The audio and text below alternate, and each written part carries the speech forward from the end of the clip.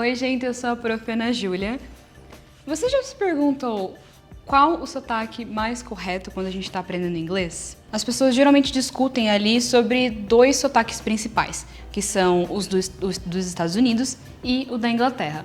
Porém, uma pergunta que precisa surgir é de qual região dos Estados Unidos a gente está falando? De qual região da Inglaterra?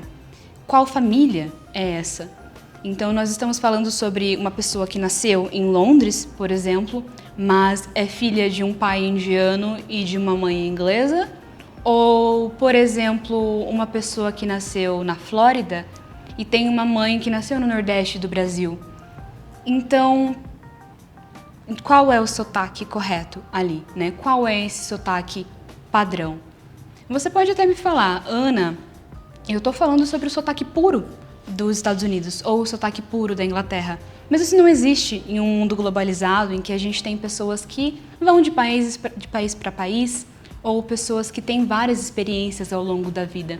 Pensar em um sotaque padrão é muito generalizador e é muito limitante, na verdade, quando pensamos em um aprendizado de língua. Tem um conceito que quando a gente pensa no aprendizado de inglês, no ensino e aprendizado dessa língua, é muito importante, que é o de língua franca. A Unesco definiu língua franca em 1953 como aquela que é usada habitualmente por pessoas cujas línguas maternas são diferentes, a fim de facilitar a comunicação entre elas.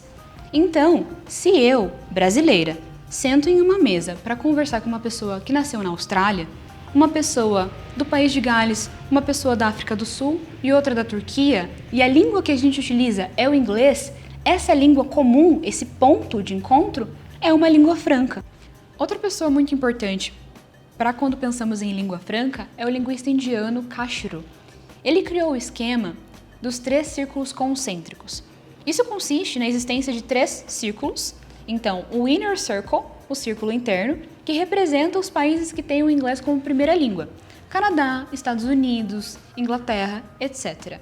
Já o segundo círculo, o Outer Circle, externo, são os países que foram colonizados pelos primeiros e eles têm o inglês ali como uma segunda língua oficial.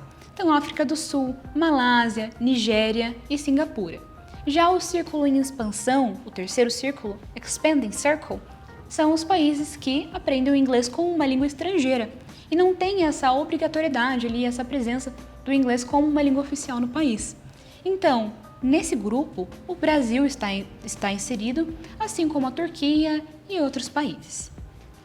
Pensando nisso, a gente pode verificar que os países que têm o inglês como primeira língua são uma quantidade muito menor dos que têm o inglês como segunda ou como uma língua estrangeira. Tendo isso em vista, é muito limitante e injusto, digamos assim, a gente pensar que apenas o inglês dos nativos deve ser ensinado.